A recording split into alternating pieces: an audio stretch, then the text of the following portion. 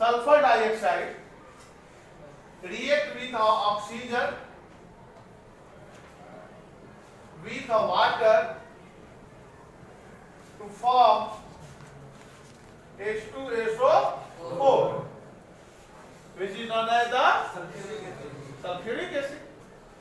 And this acid rain can cause the damage of the buildings.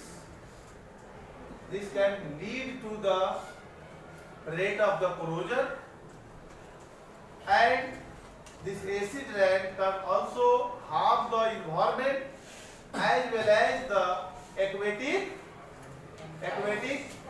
life. And this acid also can harm the production of the crops to increase the pH value of the soil and reduce the fertility of the soil. So it can lead to the several consequences in our environment. It can lead to the several diseases in our environment. It also can lead to the several